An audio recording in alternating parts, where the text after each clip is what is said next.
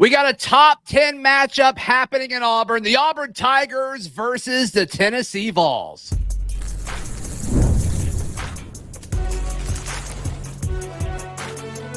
You are Locked On College Crossover, part of the Locked On Podcast Network. Your team every day. Yes, welcome on into a special crossover edition of Locked On Auburn and Locked On Vols. I'm Zach Blackerby, host of Locked On Auburn. He is the Eric Cain, host of Locked On Vols. We'll give you our picks and predictions and everything in just a moment. But Eric, obviously this is a big game. It's the biggest game of the weekend. Game day is going to be in Neville Arena for this game. To me, obviously both teams are very talented, but from the Auburn perspective, the big question is, will we see the best player, in my opinion, in college basketball, and that is Janai Broom. That's kind of the big storyline heading into this from the Auburn side of things.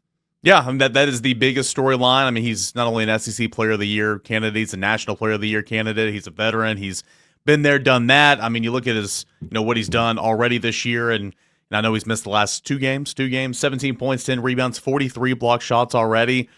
Just a really, really good player in this league. And if he's available, he's the best player on the court. If he's not, that crown goes to Chaz Lanier. So it'll be even more interesting. But that is absolutely the biggest storyline of the game. And it's against two teams who are in the top 10 and both teams that are looking to make some noise on into March. Yeah, and Auburn's been okay without him, and they've still beaten two ranked teams in his absence. They blew out Mississippi State, and there's still questions on, how good is Mississippi State. We'll learn more over that over the next few weeks. But then they went to Georgia, beat a ranked team on the road. It was not pretty, Eric. It was not pretty at all, but a win is a win. We've seen how tough it is to win on the road in this conference so far this season. And so depending on who you ask, they kind of feel differently about how that game went. But this is a team that can certainly hold its own without Janai Broom, but playing Georgia on the road versus playing Tennessee at home, I think those are two very different things. Tennessee's a really good basketball team. Yeah, I mean, Tennessee, your typical Tennessee basketball team plays really, really good defense. And in the last couple of years, they've had a true scorer, which they didn't necessarily have like the first 6-7 years of Rick Barnes. I mean, they had some guys that could make a basket, don't get me wrong. But sure, last year you had Connect. This year you got Chaz Lanier. I mean, those are two 100% number one shooters. And so, but it is a typical Rick Barnes coach basketball team. They are stingy defensively. They are going to harass you in the backcourts. They're going to win the turnover battle. They're going to win the assist to turnover battle. Potentially, they're going to out rebound you for the most part. And when Tennessee doesn't do those things, you see losses at Florida and of course at Vanderbilt last week. But yeah, talking about Auburn and it's kind of like that football mindset. This past fall, Tennessee won 10 games, went to the college football playoffs, but Tennessee wasn't winning as clean and as pretty as you'd want. They weren't scoring as much points, and the air raid wasn't there and all that. It's like, but you're still winning 10 games, right?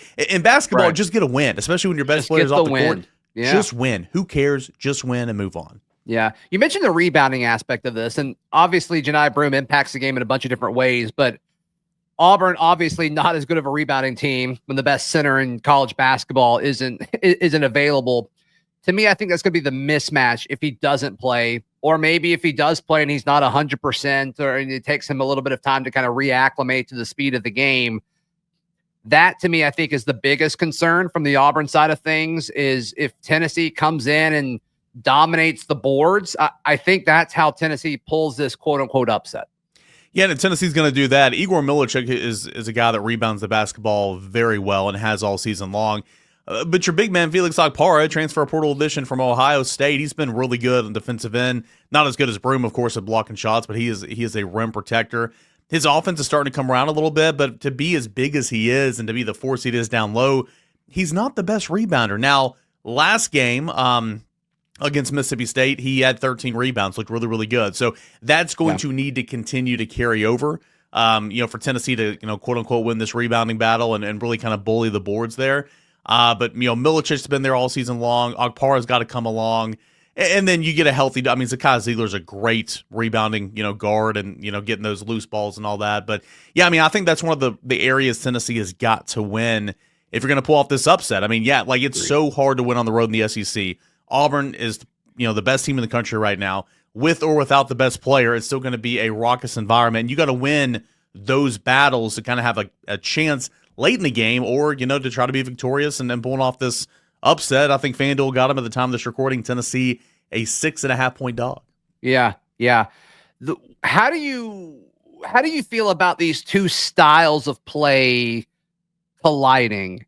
You've got Tennessee, who I believe, correct me if I'm wrong, but I think they're last in the conference when it comes to average points per game, but they're also the best in the conference as far as defensively, allowing the fewest points per game. And Auburn, not the first at either one of those, but they're towards the top on the opposite end. And a lot of that has to do with pace and overall possession. Mm-hmm. But how do you think these two styles colliding, what kind of product do we see on Saturday? I think it's going to go one or two ways if history is any indication. I mean, Auburn and Tennessee have had many, many matchups the last couple of years.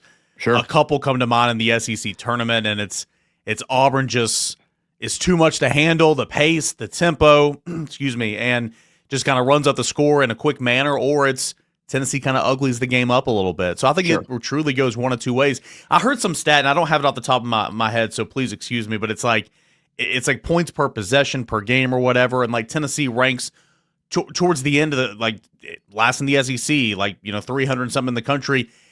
But I think a lot of that is because they are so good defensively that they are making the opposing offenses hold the basketball, up until the shot clock's about to run out and just throwing up a desperate shot, that therefore taking time off the clock, limiting possessions. Tennessee's super efficient. I mean, I think they're ranked top 25 offensive efficiency. So they're doing good work when they have the basketball in their hands. But again, it all starts on the defensive end. So to answer your question, I think it's going to go one or two ways. I think Auburn's going to come out hot, press the pedal to the metal, tempo, and score a lot of points, or Tennessee's going to really muddy it up, ugly it up. And when that happens, who's going to step up on the offensive end to get the buckets when it matters for Tennessee? And that needs to be Chaz Lanier or Zakai Ziegler. Yeah, I'm curious to see how Auburn defends those guys. Denver Jones, I think, is going to be a big part of that perimeter defense. We've seen him be super, super effective.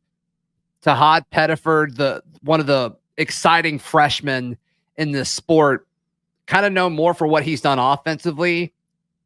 Does Tennessee go at him defensively? I'm curious to see what kind of matchup those types of situations produce. And then, especially if Janai Broom doesn't play, you got to think Chaney Johnson, one of Auburn's big men, is going to have a pivotal role on both offense and defense. So just kind of seeing which matchups materialize in those situations, I think are going to make or break this thing.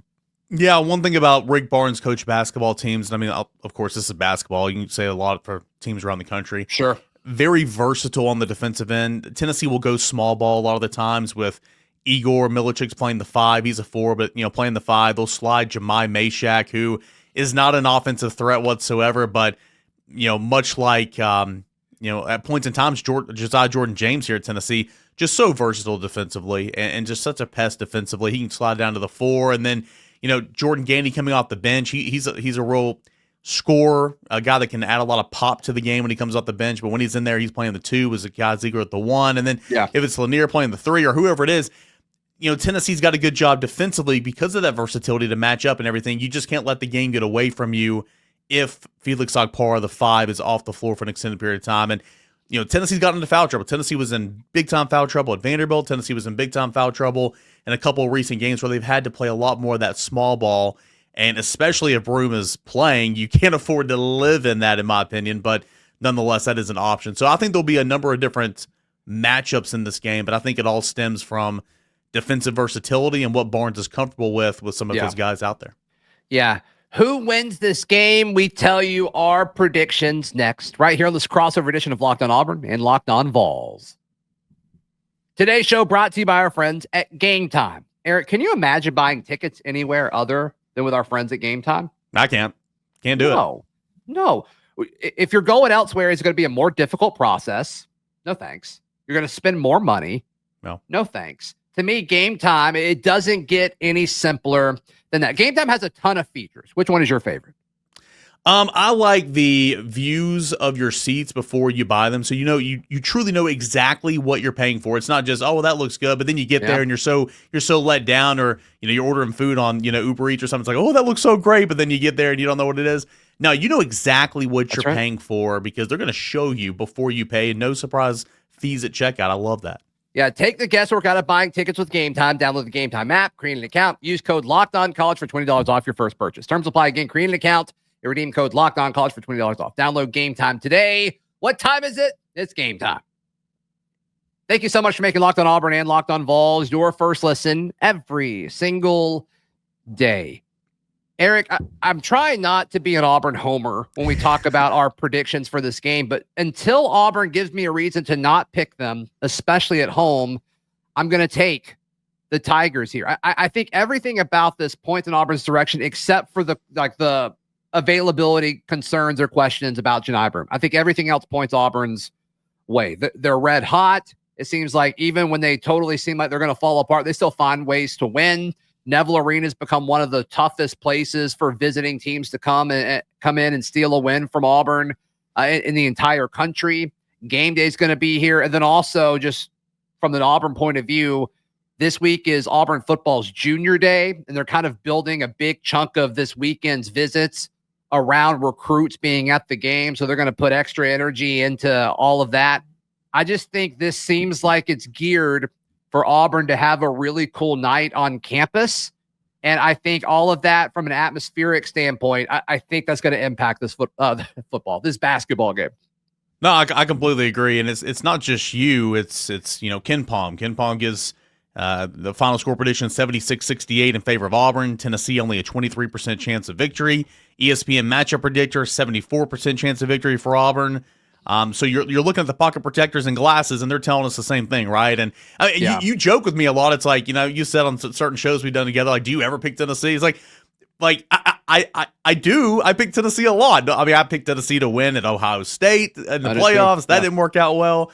I just don't have a good feeling about this. And Tennessee, the last 10 matchups, Auburn's won seven of them. However, Tennessee has won 3 of the last 4 matchups. So there's a little bit of recency here with Tennessee. A lot of those wins have come in Knoxville, though. This is going to be on the road. And again, you look at where Tennessee struggled at points of times this year on the road, much like the football team, right? At Florida, at Vanderbilt. What team's going to show up? I think this team is Final Four talented if they stay healthy. Small rotation to begin with. There's a couple of guys who are out, and of course, Cam Carr left midseason. Committed to Baylor yesterday. That was really weird, but it's a small rotation. I saw that. That's another topic of conversation. Sure. You can't get in foul trouble, and that's kind of where Tennessee's struggled at points and times this year. So, I think that it's going to be a challenge for Tennessee in that environment against a really, really good team with or without Broome, and we'll see if it can kind of be like one of those games where Tennessee plays good defense and Zakai Ziegler or Chaz Lanier, kind of carries the load offensively, and then who else will step up? Against Mississippi State this week, Tennessee had a near double-double from Felix Okpara, 13 rebounds, 9 points, 10 points from Jemai Meshack, which you cannot count on that every single week. You had 10 points from Jordan Gainey. I mean, they got a lot of production from the non-scoring contributors, if that makes sense. So Tennessee's going to need that in this game, but I'm kind of like you. I'm going to pick Auburn to win this game, and hopefully, I am proven wrong. Yeah, so we're both picking Auburn. FanDuel, you mentioned earlier, 6.5-point line for the Tigers. I think Auburn covers. What say you? I think Auburn. I'll say Auburn will cover. I like the under as well in this game. So I think this can be kind of an ugly game. I mean, under 140. That's not like it's a 50-50 ball game. Don't get me wrong, but I do think it'll be under. I think there'll be some scoring droughts because that Tennessee defense is just so pesky. And it's not like Auburn's defense is horrible. I think it's 19th in the country. I think there'll be some lulls in this game. But towards the end, I do think Auburn will have another kind of pulled away, but I like the under play here at 140.5. Yeah, or is it a 5-point game late and then Tennessee has to foul or something? I mean, I mean, that's why basketball is so difficult when you're talking about this because, totally. You can have a close game and then the last 30 seconds will last 10 minutes and the score will go from 3 points to 7 points in a hurry. Right. So I think it could be kind of like one of those. Yeah, I think so too. Hey, for all the Auburn folks watching, they want, hey, man, Eric Cain is awesome. I want more Tennessee stuff. Where can they go? Locked On Vols, man. You can go to Locked On Podcast Network. Check out my page there at Locked On Vols on Twitter or X, I guess, Instagram. We post reels out there. But anytime you need a Tennessee flavor or perspective, maybe before an Auburn clash or maybe battling a top recruit these junior days coming up, Locked On Vols, weekday mornings when you wake up. It's available wherever you get your podcast. Yep. And for all the Tennessee folks, if you want the Auburn stuff, everywhere you find Locked On Vols, you'll also find Locked On Auburn. Please like the video. Please subscribe to our channels. We'll see you next time. This has been a crossover edition of Locked On Auburn and Locked On Vols, part of the Locked On Podcast Network.